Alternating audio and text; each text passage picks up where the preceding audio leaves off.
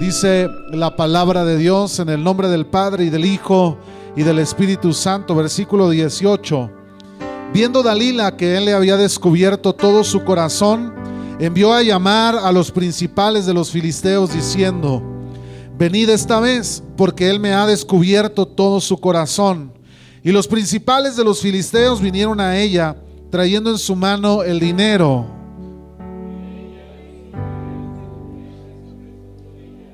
Y llamó a un hombre, quien le rapó las 7 guedejas de su cabeza. Y ella comenzó a afligirlo, pues su fuerza. Y le dijo: Sansón, los filisteos sobre ti. Y luego que despertó él de su sueño, se dijo: esta vez saldré como las otras y me escaparé. Pero él no sabía que Jehová ya se había apartado de él. Verso 21.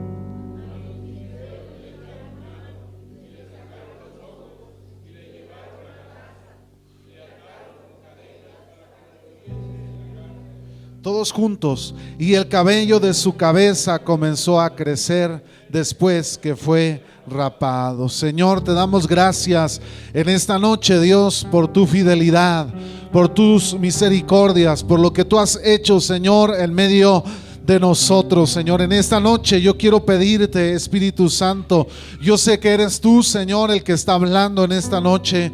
Yo sé que eres tú, Señor, el que ha estado tratando en medio de tu iglesia. Tiempos, Señor, han pasado, Dios, de gloria, de bendición, Señor, de tu presencia. Has sanado, has salvado, has libertado, Señor. Has traído, Señor, sobre nosotros grandes misericordias, grandes prodigios y maravillas, Señor. Pero hoy comienza una nueva temporada, Señor. Milagros siguen delante de nosotros, Señor. Si tu presencia nos ha de acompañar, Señor, tu presencia es garantía, Señor, de amor, de misericordia, de bondad, de presencia, Señor, de milagros, de señales. Y queremos poner en tus manos, Señor, nuestros corazones. Yo te ruego que en esta noche, Dios, tu presencia esté en medio de nosotros, mi Dios. Trae convicción, Señor, trae seguridad, mi Dios, que la palabra que en esta noche sea hablada a nuestros corazones pueda dar fruto en cada uno de nosotros, Señor, conforme a tus misericordias y propósitos. En el nombre de Jesús, quita todo estorbo, Dios. Espíritu de Dios, muévete en cada corazón y afirma nuestros corazones, Señor, con tu palabra, en el nombre precioso de Cristo Jesús, nuestro Señor. Amén y amén. Tome su lugar un momento, hermano. Yo quiero tomar este tiempo para hablarles un mensaje. El mensaje yo le he titulado: nunca te olvides. ¿Alguna vez se ha olvidado algo, hermano? ¿Alguna vez se ha olvidado de algo? No sé, un objeto, de esas veces que olvida dónde guardó algo y luego al tiempo lo encuentra, hermanos. Algo valioso, tal vez, algo que tiene un sentimiento muy grande para su vida. Y cuando usted lo encuentra, hermanos, usted a lo mejor muchas veces de esas veces que usted dice: oh, recuerdo quién me lo regaló, recuerdo quién me lo entregó. Yo quiero invitarle, amada iglesia, Manantial de Vida, en esta noche, que usted nunca se olvide, hermano, nunca olvide el mensaje. Este mensaje así yo lo he titulado porque Dios me mostraba una verdad, un pasaje, hermano, por medio de la palabra, un mensaje, hermano, vivo, un mensaje que yo quisiera que usted lo atesorara en su corazón y que hermano, lo abrazara y caminemos en él. Yo quiero comenzar, hermano, mencionándole la historia de los jueces. Los jueces, hermanos, fue un periodo de tiempo en el cual Dios trató con el pueblo, con su nación, porque, hermano, no había en ese tiempo nadie, no había gobernante, no había rey sobre Israel. Y Dios levantaba de tiempo en tiempo jueces sobre la nación de Israel. La Biblia dice en el libro de los jueces que en aquellos días no había rey en Israel. Cada uno hacía lo que bien le parecía. Cada quien actuaba según el corazón o según le parecía, hermanos. Si a alguien le parecía bien caminar de determinada manera, en tal convicción, lo hacían. Pero no había un gobierno, no había alguien que de alguna forma les indicara el camino, les mostrara la senda que tenían que caminar. Y de cuando en cuando Dios levantaba un juez sobre Israel que se encargaba de recordarle al pueblo este propósito, esta senda, esta dirección. Y la Biblia nos dice, hermano, que durante el tiempo de los jueces, se le llamó, o muchos de los conocedores, comentaristas, historiadores y escritores mencionan que hubo un esquema de 4 tiempos en el tiempo de los jueces. El primer tiempo nos habla de la fidelidad del pueblo. Bajo el caudillaje de un juez que gobierna o dirige, el pueblo se mantiene fiel al Señor y vive un periodo de paz y de seguridad y de prosperidad en la nación, hermanos. A esto se le llama uno de los primeros tiempos. En los tiempos de los jueces nos habla de un segundo tiempo, cuando vino el tiempo, o venían los tiempos de la infidelidad del pueblo. En este lapso de los jueces, hermanos, vivían yendo y viniendo en este lapso de 4 tiempos. El segundo era la infidelidad del pueblo. A la muerte del juez sobreviene una etapa en que los israelitas vuelven a hacer lo malo ante los ojos de Jehová, según Jueces 4:1 y 13:1. Se apartaban del Señor y se iban tras otros dioses, los dioses de los pueblos que estaban en sus alrededores. También nos lo deja ver el libro de los Jueces en el capítulo 2, versículo 12 y 13, en el capítulo 3, verso 7, y en el capítulo 10, versículo 6. Un tercer tiempo, hermanos, en el periodo de los jueces, es el enojo de Dios. La infidelidad de Israel provoca la ira del Señor, que los entrega en manos de sus enemigos. Venía el enojo de Dios porque se había alejado el pueblo, y entonces Dios, hermanos, traía un tiempo de aflicción, un tiempo de juicio, un tiempo en el que el pueblo caía sobre el juicio de Dios, en cierta manera sobre el castigo de Dios, en medio de la situación o las circunstancias que vivían lejos de Dios. Era una consecuencia de las acciones del pueblo. El cuarto tiempo, hermanos, que vivía el pueblo de Israel era el arrepentimiento de Israel. Sometidos a la opresión de sus vecinos, los israelitas lamentan haber sido infieles al Señor. Arrepentidos suplican su auxilio. Israel recupera la libertad y vive tranquilo durante 40 años. Hermanos, al cabo de ese periodo en que reposa el país, comienza el ciclo de nuevo. ¿Qué quiere decir, hermano? Que el pueblo vivía en un ciclo de 4 tiempos, donde venía el juez. Dios levantaba un juez que de determinada manera gobernaba al pueblo y lo dirigía, y en ese gobierno, hermanos, había fidelidad del pueblo hacia Dios. Después venía la infidelidad del pueblo cuando el juez de Israel moría, o en determinado momento empezaba a perder el rumbo. Entonces la infidelidad del pueblo se hacía evidente. Después venía el enojo de Dios para tratar con la nación, y finalmente venía el arrepentimiento de Israel. Este ciclo se repetía, hermanos, y moría juez, se levantaba juez, y había un ciclo en la nación de Israel, hermano. La Biblia nos dice que en Israel hubo 14 jueces, hermano. Y la Biblia también nos dice, para algunos de ellos, la Biblia le dedica varios pasajes o capítulos del libro de los jueces, mientras que a otros jueces simplemente en un par de versículos describen la vida de este juez y el acontecimiento y lo que sucedió en el gobierno o la dirección de aquel juez gobernante. Dentro de los jueces que gobernaron a Israel estaba Otoniel, Ahod, Samgar, Débora, Gedeón, Abimelech, Tolá, Jair, Jefté, Ibsán, Elón, Abdón, Sansón y Samuel. Hermano, estos fueron los 14 jueces que Dios había levantado sobre la nación de Israel.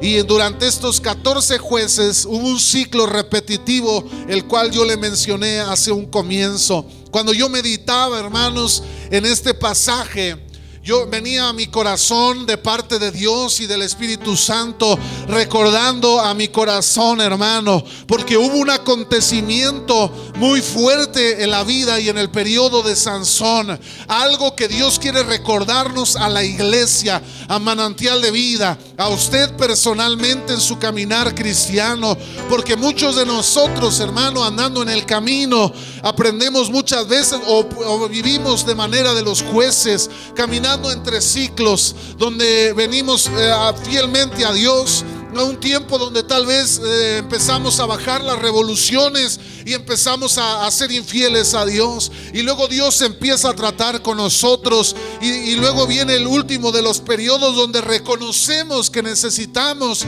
recuperar la presencia, el caminar y el actuar en el Señor. Pero yo quiero decirte, amada iglesia Manantial de Vida, en primer lugar, nunca te olvides que Dios tiene propósitos contigo, como los tenía con Sansón. La palabra de Dios nos dice en el libro de los Jueces, capítulo 13, y yo quiero leerle estos versículos, hermano, del 1 al 7. Dice la palabra de Dios en el libro de los Jueces 13: los hijos de Israel volvieron a hacer lo malo ante los ojos de Jehová, y Jehová los entregó en las manos de los filisteos por 40 años.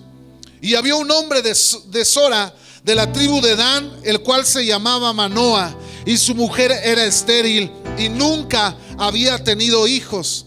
A esta mujer apareció el ángel de Jehová y le dijo: he aquí que tú eres estéril y nunca has tenido hijos, pero concebirás y darás a luz un hijo. Ahora pues, no bebas vino ni sidra, ni comas cosa inmunda. Dice en el versículo 5: pues he aquí que concebirás y darás a luz un hijo, y navaja no pasará sobre su cabeza, porque el niño será nazareo a Dios desde su nacimiento, y él comenzará a salvar a Israel de mano de los filisteos. Y la mujer vino y se lo contó a su marido, diciendo: un varón de Dios vino a mí, cuyo aspecto era como el aspecto de un ángel de Dios, temible en gran manera. Y no le pregunté de dónde ni quién era, ni tampoco él me dijo su nombre. Y me dijo: he aquí que tú concebirás y darás a luz un hijo. Por tanto, ahora no bebas vino, ni sidra, ni comas cosa inmunda, porque este niño será nazareo a Dios desde su nacimiento hasta el día de su muerte. En el versículo, hermano, 24 dice: y la mujer dio a luz un hijo y le puso por nombre Sansón. Y el niño creció y Jehová lo bendijo. Y el versículo 25: y el espíritu de Jehová comenzó a manifestarse en él en los campamentos de Dan, entre Sorá y Estaol. Hermano, Dios tenía un propósito en la vida de Sansón. Dios envió a un ángel de Dios para que le diera un mensaje a aquella mujer, una mujer estéril, una mujer que ya no tenía esperanzas para poder dar a luz un hijo. Oh, mi hermano, cuando yo leía este pasaje venía a mi mente Manantial de Vida. Muchas veces vivimos, hermano, en circunstancias donde parecía que no íbamos a poder salir, que no íbamos a avanzar. Yo recuerdo cuando estábamos solamente en este cuartito y comenzamos a un grupo de hermanos a tumbar, hermano, el altar, un altarcito que había aquí, y creyéndole a Dios y animándonos los unos a los otros. Empezamos a tumbar las paredes de ahí, empezamos a levantar un techo de lámina en medio. Después se llenó el lugar y dijimos: vamos a construir más para allá. Y Dios empezó a proveer y empezó a prosperar y empezó a bendecir. Empezamos nuevamente a tumbar paredes, hermano, a construir techo mucho ahí a echar una losa, empezamos a levantar una escalera, a empezar a construir salones arriba. Hermano, yo empezaba a mi mente a meditar en lo que Dios venía haciendo y ha venido haciendo en Manantial de Vida. Hermano, muchas veces creemos que no puede haber una esperanza, creemos que se terminó el camino, pero cuando creemos que hemos llegado hasta el fondo de las circunstancias, Dios empieza a obrar de una manera maravillosa. Dios tiene propósitos con Manantial de Vida. Dios tiene propósitos con usted. Alguien alabe el nombre del Señor, hermano. Alguien diga amén en esta tarde. Dios tiene propósitos definidos para su iglesia, hermano. Por eso Él está sanando, por eso Él está salvando, por eso Él está trayendo a las personas a la iglesia. No es la gracia del pastor, no es cuán bonito predique o cuán bonito cante las personas en este lugar. Es porque Dios está obrando, hermano, porque Dios se complace en su alabanza, porque Dios se complace cuando se alaba y se adora su nombre, cuando hay obediencia y caminar en integridad, hermano. Alguien alaba el nombre del Señor, mi hermano, en esta tarde. Si se lo va a dar a Dios, déselo con todas sus fuerzas. Aquella mujer, hermano, no tenía esperanzas. Tal vez muchas mujeres hacían burla de aquella mujer porque no tenía hijos ya. Y de repente un ángel del cielo, un ángel de Dios descendió. Oh, hermano, cuando yo leía este pasaje, se me enchinó hasta la piel cuando estuve leyendo. Y de repente en uno de los versículos de la palabra, Manoa le pregunta a aquel ángel, porque Manoa le decía a Dios, si esto viene de Dios realmente, que vuelva, vamos a orar para que descienda nuevamente el ángel de Dios. Y dice que Dios envió nuevamente a aquel mensajero y descendió y le dijo nuevamente lo que iba a acontecer. Y dice la palabra que Manoa lo quiso retener y el hombre le dijo: yo no voy a comer pan. Y le dijo: dime tu nombre. Y aquel ángel le dijo: ¿por qué preguntas por mi nombre si es admirable? Oh, mi hermano, el mismo Jesucristo estaba ahí, descendió sobre ese lugar y él estaba hablando a Manoa y a aquella mujer que él iba a nacer de su vientre, alguien que iba a traer bendición a Israel y alguien que iba a pelear y que Dios iba a usar y lo iba a dotar para cumplir su propósito. Mi hermano, yo quiero decirle: nunca te olvides de los propósitos que Dios tiene contigo. Dios tiene propósitos contigo, por eso te trajo a este lugar. Dios tiene propósitos contigo, por eso te trajo hasta aquí. Y Él quiere usar tu vida, Él quiere levantarte, Él quiere mostrarte el camino, como yo se lo predicaba el domingo. Dios nos va a trazar un camino, hermano, y va a depositar propósitos en su vida. Muchas veces tenemos temor, hermano, por lo que haya de venir o haya de acontecer, pero yo he aprendido, hermano, que yo viviré hasta que los propósitos que Dios tenga para conmigo sean cumplidos. Hermano, Dios va a trabajar en usted y Dios lo va a llevar y lo va a conducir hasta que los propósitos que Dios tenga con usted se cumplan sobre su vida. ¿Cuántos dicen amén, hermano? Gloria sea el nombre del Señor. Qué maravilloso es el Señor, hermano, porque aquella mujer nunca se imaginó que Dios le iba a conceder tener un hijo. Y deje usted que no nada más le iba a conceder un hijo, le iba a dar un hijo que Dios tenía un propósito con él y que iba a hacer cosas grandes en medio de la nación de Israel. Dice la palabra del Señor que Dios le dijo: este niño que va a nacer, yo lo voy a usar. Yo tengo propósitos para su vida, porque Él va a traer sobre la nación de Israel. Él iba a luchar con los filisteos, iba a luchar con las naciones que los atormentaban, que los atribulaban, que los tenían, hermanos, esclavizados. Dios estaba glorificándose, hermanos, tenía ya un plan para el desastre que había en Israel. Y ahí estaba hablando con una mujer estéril. Él iba a operar un milagro maravilloso para hacer nacer a un hombre que Dios iba a usar en medio de la nación de Israel. Amada iglesia, no te olvides nunca que Dios tiene propósitos para ti. Por eso te ha traído hasta aquí. Samuel en una ocasión él expresó, hermano, en este libro de Primera de Samuel, de los libros de Samuel, diciendo: Ebenecer, hasta aquí me ha ayudado Jehová. Hermano, porque Dios es el que nos acompaña, porque Dios es el que camina con usted y conmigo. ¿Por qué de temer? ¿Por qué de atemorizarme si Dios va a mi lado? Porque muchas veces titubeamos al caminar. Porque muchas veces, hermano, dudamos cuando damos pasos hacia adelante. Porque muchas veces preguntamos o cuestionamos las decisiones que Dios quiere o está tomando o está haciendo en nuestro entorno. Tenemos que aprender a creer y nunca olvidar que Dios tiene un propósito con su amada iglesia. Gloria sea a Dios para siempre, hermano. Punto número 2, hermano: nunca te olvides, iglesia, que Dios te dio lo necesario para poder lograr el propósito que Dios ha puesto sobre ti. Dios le ha provisto lo necesario a usted.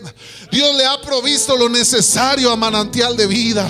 Hermano, yo recuerdo cuando yo era joven, muchos me decían: ¿por qué no vas y te promocionas y hablas? Y yo siempre creí, hermano, que el Espíritu Santo es quien en su momento y en su tiempo Él iba a promover mi vida, Él iba a levantar mi vida y Él me iba a poner en el lugar en el que Él me había llamado. Yo nunca creía que era necesario, que yo tenía que andar tocando las puertas o tenerles que andarles diciendo: mira, yo soy músico, yo sé cantar, o yo sé predicar, o yo sé hacer las cosas. Lo que yo hacía era orar a Dios, y yo le decía a Dios: Señor, aquí están mis manos, aquí están mis pies, aquí está mi voz, úsala para tu gloria. Y Señor, hermano, y ahí esperaba en oración. Yo quiero motivar a la iglesia, yo quiero decirle a la iglesia, hermano, que usted aprenda a esperar en Dios, porque Dios le está dando lo necesario, le va a dotar de lo que usted necesita para poder cumplir con el propósito que Dios le ha encomendado. Alguien puede alabar el nombre del Señor en esta noche, hermano. Nunca olvides, iglesia, que Dios te da lo necesario para lograr el propósito de Dios, como lo hizo con Sansón. Dice la palabra de Dios que cuando Sansón fue creciendo, Dios empezó a usarlo. Y dice que cuando venían los filisteos o venían los enemigos, entonces el Espíritu de Dios venía sobre Sansón. Oh, alabado sea el nombre del Señor. Y entonces una fuerza extraordinaria tomaba control sobre el cuerpo de Sansón. Y de una manera sobrehumana, hermano, él agarraba a los filisteos como si fueran simples trapos y los aventaba para un lado y para el otro. Dios empezó a usar la vida de Sansón de una manera extraordinaria, hermano. Y Sansón crecía y crecía y avanzaba. La Biblia dice, hermano, que Dios cuando envió a aquel ángel le había dicho a la mujer que Sansón sería nazareo. ¿Qué significa esto de ser nazareo? En el libro de los Números, en el capítulo 6, hermano, nos habla que cuando alguien era apartado para ser un nazareo, aquel hombre tenía que consagrarse a Dios, apartarse. Ninguna navaja iba a pasar sobre su cabeza. Él no podía tomar vino, no podía contaminarse, no podía perder el juicio. Tenía que ser sobrio, tenía que ser una persona consagrada, dedicada a Dios, hermano. Y aquello que de alguna forma Sansón tuvo durante toda su vida, hermanos, hasta al menos en el pasaje que nosotros leímos, su fuerza no radicaba en su cabello, hermano. Su fuerza radicaba en que él estaba consagrado a Dios y el Espíritu de Dios venía sobre de él. En esa consagración que él tenía, la fuerza venía en la consagración que tenía Sansón, porque él había sido apartado y su Espíritu Santo venía, el Espíritu de Dios venía sobre Sansón y lo usaba para pelear contra los filisteos, hermano. Dios le dotó de la fuerza. Yo quiero que usted sepa, amada iglesia, Manantial de Vida, amado hermano, nuestra capacidad para hacer grandes cosas vienen solo de Dios y de su Espíritu dentro de nosotros. Hermano, ¿por qué Dios? ¿Por qué a lo mejor algunos dicen o han dicho, verdad? A mí me han contado algunos hermanos cuando llegaron, es que a mí me dijeron que aquí Dios estaba sanando, que aquí algo pasaba. Oh, mi hermano, no es que Isaac sane, no es que el hermano que canta la alabanza él tenga un poder para sanar, es que la presencia de Dios está, hermano, y cuando la presencia de Dios está ahí presente, hermano, algo tiene que pasar. Alguien diga amén, hermano, a eso. Donde está el Espíritu de Dios, hermano, las cadenas se rompen, empieza, hermano, a haber libertad, empieza a haber sanidad, empieza a haber milagros, señales, hermano, porque la presencia de Dios está en medio. Oh, gloria sea el nombre del Señor. No es, hermano, que sea alguien en especial, es la bendita presencia de Dios. Nuestra capacidad, hermano, viene de Dios.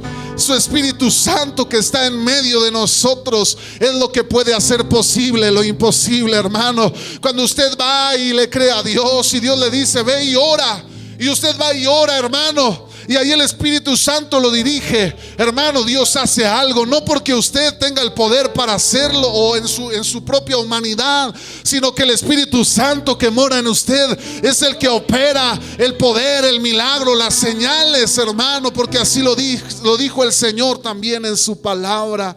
Nunca se olvide que Dios le ha dado a la iglesia lo necesario para avanzar en el propósito. ¿Por qué entonces, hermano,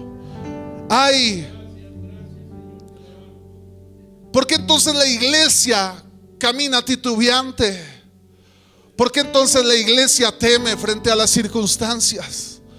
¿Por qué entonces Sansón, siendo un hombre consagrado a Dios, con propósito y dotado con las cualidades y lo necesario para cumplir su propósito, terminó siendo el bufón de los filisteos?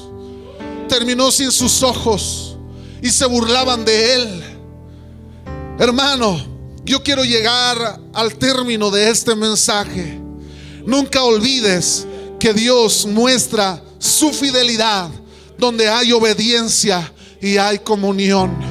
Hermano, algo que olvidó Sansón fue que él tenía que ser apartado para Dios, que él tenía que tener una comunión, una consagración con Dios. Hermano, muchos se olvidan de que tienen un compromiso con Dios, que de Dios también demanda de su pueblo obediencia, que Dios también demanda a su pueblo comunión y relación. En el principio, cuando Adán se había apartado, hermano, y había desobedecido a Dios, dice que el Señor se empezó a pasear por el huerto del Edén y clamaba y alzaba su voz y decía: Adán, Adán, hermano. Dios estaba buscando a Adán porque Dios quería hablar con él, porque Dios quería platicar con él, pero Adán se escondía, Adán tenía temor, Adán estaba avergonzado. Oh, mi hermano, Dios está buscando a usted para tener una comunión y una relación. Dios está buscando a su iglesia para tener una relación y una comunión. Yo quiero, hermano, que usted saque de su cabeza y de su chip que Manantial de Vida es un club social. Aquí no es un club social, hermano. Aquí no es un lugar para venir a hacer relaciones o para que usted se pueda sentar a echar el chal, como se dice coloquialmente, con las personas de su agrado. Manantial de Vida es una iglesia que camina en la dirección que Dios le ha trazado, que camina con lo que Dios le ha dado para poder cumplir con su propósito. Y es una iglesia, hermano, que vive obediente y en comunión con Dios. Alguien diga amén en esta noche, hermano. Alabe el nombre del Señor, mi hermano. La Biblia dice, quiero terminar con esto, hermano. Otro de los casos, qué tremendo, hermano, porque la Biblia dice que Sansón, en el versículo 20, dice que después de que ya Dalila le había quitado su cabello, dice que Sansón se despertó y dijo: esta vez saldré como las otras y me voy a escapar. Pero él no sabía que Jehová ya se había apartado de él. Esto es lo más triste que le puede ocurrir a un cristiano: no darse cuenta que el Espíritu Santo se ha apartado. No darse cuenta que Dios ya no lo respalda, que Dios ya no está con él. Esto es lo más triste que puede ocurrir en la vida cristiana, que comenzando bien el camino y la carrera, de repente en un momento ya no hay más presencia de Dios. Ya me arrodillo, ya no puedo sentir el abrazo y la dirección de Dios. Ya busco a Dios y no pasa nada. No, Dios no habla, Dios no responde. Me meto en oración y ya no pasa nada. Ya no está ahí la presencia de Dios. Esto, hermano, es lo más triste que puede ocurrir en la vida de un creyente, de alguien que busca a Dios. Que de repente en un momento el afán, las distracciones, el mundo, el pecado lo alejó de Dios a tal punto que no se dio cuenta cuando Dios lo había abandonado. Sansón, hermano, de repente se despertó y ya Dios ya no estaba con él. El Espíritu de Dios ya no estaba en él. Los filisteos venían a atacarle, a aprisionarlo, porque era ya un objetivo. Pero cuando él despierta y se levanta, ya no se percató que no estaba la presencia de Dios. ¿Qué llevó a Sansón a este punto, a este momento, hermano? Hay un pasaje de otro hombre que también nunca se dio cuenta que Dios lo había dejado. Y este hombre era un rey, el rey Saúl. La Biblia nos dice que Saúl, hermano, después de haber ido a atacar a los amalecitas, Dios por medio de Samuel le dio una instrucción a Saúl y le dijo: vas a ir y lo vas a destruir. No tendrás misericordia de él, ni de pequeños, ni grandes, ni de ganado, nada dejes con vida. Acaba con todo, porque yo tengo una pelea con Amalek. Dios le dijo a Saúl de aquella vez cuando los habían perseguido en el desierto, cuando Moisés, ¿se acuerda esa pelea, hermano? Donde Moisés está en el monte con sus manos levantadas. Y entonces Dios le dice a Saúl por medio de Samuel: vas a acabar con todo, no vas a dejar a nadie. Pero Saúl, hermano, ignoró el mandato de Dios. Y entonces él regresa muy triunfante, muy victorioso, hermano. Por eso también la Biblia dice que que después, hermano, de la soberbia viene el quebranto.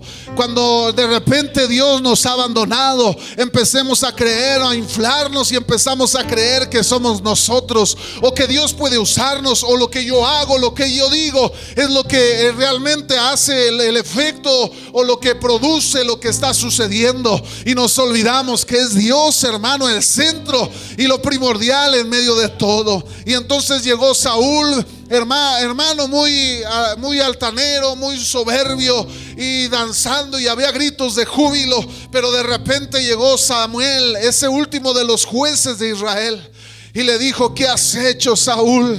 ¿Qué fue lo que hiciste? Primera de Samuel 15:22, y le dice: Samuel le dijo: ¿se complace Jehová tanto en los holocaustos y víctimas como en que se obedezca la palabra de Jehová? Ciertamente el obedecer es mejor que los sacrificios, y el prestar atención que la grosura de los carneros. Porque como pecado de adivinación es la rebelión, y como ídolos e idolatría la obstinación. Por cuanto tú desechaste la palabra de Jehová, Él también te ha desechado para que no seas rey. Hermano, Dios honra a los que le honran. Samuel también lo dijo, hermano. Primer libro de Samuel 2:30 dice: porque yo honraré a los que me honran, y los que me desprecian serán tenidos en poco. Hermano, amada iglesia Manantial de Vida, nunca olvides que Dios mostrará su fidelidad donde hay obediencia y hay comunión. Hermano, no dejemos de buscar a Dios, no dejemos de buscar su dirección, no dejemos de ser obedientes a la palabra de Dios. Cuando Dios diga muévanse, tenemos que caminar en la dirección. Cuando Dios diga deténganse, tenemos que parar, hermano, el alto. Cuando Dios diga levántate, se tiene que levantar, y caminar. Hermano, cuando el Señor hable y diga hazlo, aunque parezca que no hay solución, que no hay camino, que no hay forma, tenemos que hacerlo, porque Dios es el que lo habla y el que lo indica. Y usted y yo tenemos que aprender y nunca olvidar que la obediencia, hermano, y la comunión, ahí se verá reflejada siempre la fidelidad de Dios. Yo recordaba estos años, hermano, 6 años pastoreando Manantial de Vida. Ha habido situaciones fuertes, difíciles. Ha habido momentos muy hermosos de bendición, pero en todos ellos siempre he visto a Dios caminando en medio. Amada iglesia, nunca olvides que Dios mostrará su fidelidad en la obediencia y en la comunión. No dejes de buscar a Dios. No dejes de buscar su dirección. No dejes de obedecer a Dios. Camina en obediencia. A lo mejor el obedecer va a costar, va a tener un precio, va a tener un costo. Hermano, no importa el precio que se tenga que pagar, tenemos que caminar hacia adelante. No importa, hermanos, lo que cueste avanzar o seguir hacia adelante, tenemos que confiar y creer, porque en la obediencia veremos la fidelidad de Dios, hermano. Cuando usted doble sus rodillas y busque a Dios, ahí verá a Dios fielmente, hermano, siempre. Él no lo dejará. El salmista expresaba en uno de los salmos muy hermosos diciendo, hermano, aquellos, hermano, confían en caballos y aquellos en carros, mas nosotros del nombre de Jehová tendremos memoria. Alguien alabe el nombre del Señor en esta noche, hermano. Póngase sobre sus pies un momento. Yo quiero invitarle, amada iglesia, a que en esta noche nunca olvidemos lo que Dios ha hecho, y nunca olvidemos que sin su Espíritu Santo usted y yo no vamos a poder ir a ningún lado. ¿Por qué no se viene aquí al frente y buscamos la dirección del Espíritu Santo? Le decimos a Dios: aquí estamos, aquí estoy. Espíritu de Dios, ayúdame a no olvidarme, a no olvidar lo que tú has hablado, a ser obediente. ¿Por qué no venimos a este altar, hermano, y buscamos al Espíritu Santo y le decimos: Señor, toma control, hermano, y decirle a Dios: han sido 12 años de historia. A lo mejor usted tiene menos tiempo aquí en este lugar, hermano, pero que usted pueda decirle: Dios, han sido 12 años, pero los años que vengan delante, yo quiero vivirlos, Señor, tomado de tu mano, lleno de tu presencia. Que no nos pase lo que le pasó, hermanos, a Sansón, que en un momento determinado él se olvidó, hermano, lo que Dios había hecho por medio de él, y de repente ni cuenta se dio que Dios ya se había apartado de su vida. De repente ya no se dio cuenta de lo que Dios muchas veces había hecho por medio de él. Menospreció, hermano, su consagración, menospreció lo que Dios, el trato que tenía él con Dios, lo que aquel ángel le había dicho a sus padres. Y de repente Saúl menospreció la presencia de Dios. También Sansón menospreció la presencia de Dios, y en un momento determinado estaba Sansón sin su presencia, expuesto sin nada a sus enemigos. Yo quiero invitarle, hermano, está abierto el altar para que la iglesia pueda venir a este lugar, hermano, y decirle: Espíritu Santo, aquí estoy delante de ti, Señor.